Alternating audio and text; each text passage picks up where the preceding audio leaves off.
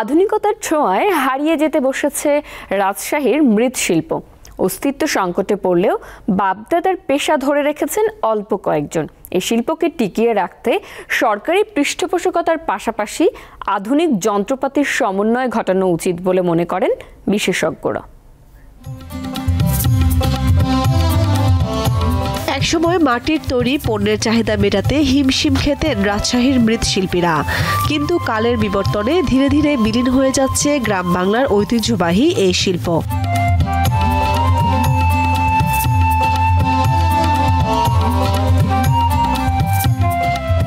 বাজারে যথেষ্ট চাহিদা না থাকা, সময়ের সঙ্গে তাল মিলিয়ে কাজে নতুনত্বের অভাব আর কাঁচামালের দাম বৃদ্ধি সহ নানা কারণে মুখ থুবড়ে পড়েছে মৃৎশিল্প।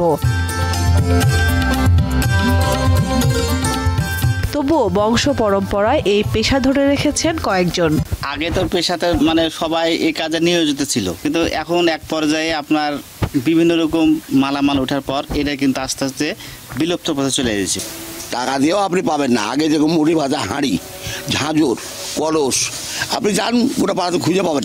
সব জিনিসের দাম বেশি আর খাটনি বেশি। প্রান্তিক জনগোষ্ঠীর জীবন মান উন্নয়নে কাজ করছে সমাজসেবা অধিদপ্তর। তো আমাদের কাছে আসলে আমরা ইনশাল্লাহ তাদের আর্থিক সাহায্য এবং প্রশিক্ষণের ব্যবস্থা ইনশাল্লাহ আমরা করব।